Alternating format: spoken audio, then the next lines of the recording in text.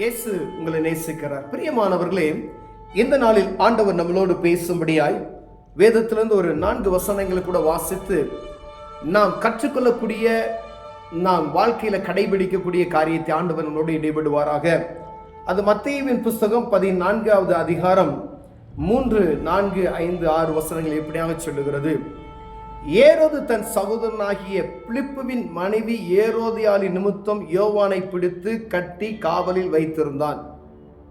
ஏனெனில் நீர் அவளை வைத்துக் கொள்வது நியாயமல்லவென்று யோவான் அவனுக்கு சொல்லியிருந்தான். ஏரோது அவனை கொலை செய்ய மனதாய் இருந்தும் ஜனங்கள் அவனை தீர்க்கதரிசி என்று எண்ணினபடியால் அவர்களுக்கு பயந்திருந்தான். அப்படி இருக்க ஏரோதின் ஜென்ம நாள் கொண்டாடப்படுகிற போது ஏரோதியாளுக்கு குமாரத்தி அவர்கள் நடுவே நடனம் பண்ணி ஏரோதை சந்தோஷப்படுத்தினார். அது நிமித்தம் அவன் நீ எதை கேட்டாலும் தருவேன் என்று அவளுக்கு ஆணையிட்டு வாக்கு கொடுத்தான். பிரியமானவர்களே, பாவம் எச்சூழ்நிலையிலும் எப்படி வேணாலும் நம்மை சுற்றி திரிந்து கொண்டிருக்கிறது. எப்ப வேணாலும் அது நம்மை தொடும் என்பதை கவனமாய் இருக்கும்படியாய் ஆண்டவர் நம்மளோடு ஈடுபடுகிறார். ஏரோது ஒரு பெரிய தலைவன்.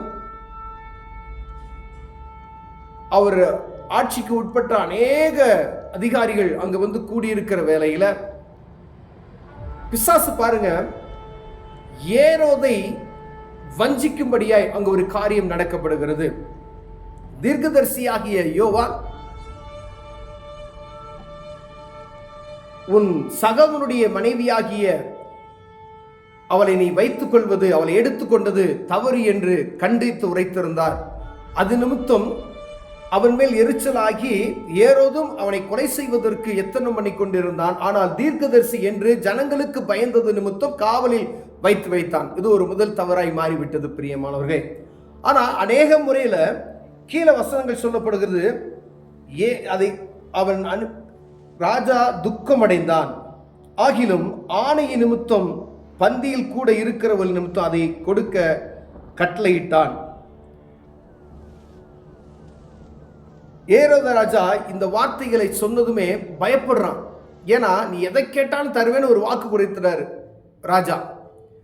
ஆனா பாருங்க, சத்ரு அந்த ஏரோதையில என்ன செய்யறா பாருங்க, அவன் மகட்ட ஒரு சின்ன பிள்ளைகிட்ட யோவான் ஸ்தானுடைய தலையை நீ வெட்டி வாங்கிட்டு வா அப்படின்னு சொல்லி பரிசாக கேட்கிறார்.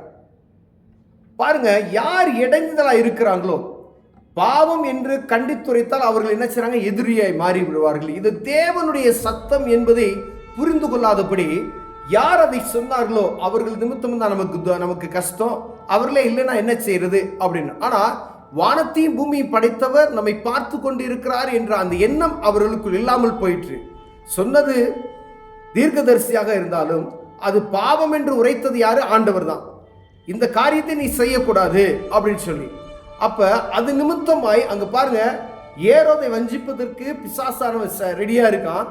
அதே போல ஏரோதையால் என்ன செய்யறான், நேரம் பார்த்து இந்த நடனமாடி அவன் வாயின் வார்த்தைகளை பிடித்து கொண்டு அந்த இடத்துல யோவான்ஸ்தானுடைய தலையை கேட்கறதை நாம் பார்க்க முடிகிறது. பிரியமான அநேக நேரங்கள்ல இப்படிப்பட்டதான பாவத்துல நாம் விழுந்து விடுகிறோம். அடுத்தவனுடைய சொத்துக்களை அபகரிக்கிற காரியம், அடுத்தவனுடைய ஏதோ ஒரு காரியத்தை நாம் அபகரித்துக் கொள்ளுகிற காரியம், எத்தனையோ பேருக்குள்ள இப்படிப்பட்டதான காரியம். மற்றவர்களுடைய ஆஸ்தியையோ அந்தஸ்தையோ ஏதோ ஒரு பொருளையோ வஞ்சித்து வைக்காதபடிக்கு ஆண்டவர் நம்மை காக்கும்படியாய் பேசிக்கொண்டு இருக்கிறார். பிரியமானவர்களே, 10 கற்பனைகள்ல ஒரு காரியம் எழுதப்பட்டிருக்குது. மற்றவர்களுடைய பொருட்களை என்ன செய்யக்கூடாது, இச்சிக்காத அப்படின்னு சொல்லியிருக்கு. அப்ப ஆண்டவர் பாருங்க, அடுத்தவனும் கூடிய ஒரு பொருளை நீ இச்சிக்க கூடாது அப்படின்னு சொல்லிட்டா, அது எந்த பொருளாக இருந்தாலும் சரி, அது மனுஷனாக இருக்கலாம், பொருளாக இருக்கலாம், காராக இருக்கலாம், இடமா இருக்கலாம், எந்த ஒரு காரியமாக இருந்தாலும் அதிலிருந்து நம்ம என்ன செஞ்சணும், கவனமா இருக்கணும். விலை கொடுத்து வாங்கக்கூடிய ஒரு பொருளாக இருக்குமே ஆனால் அதை நீங்க என்ன செய்யலாம், கிரயம் கொடுத்து நீங்க வாங்குறீங்க.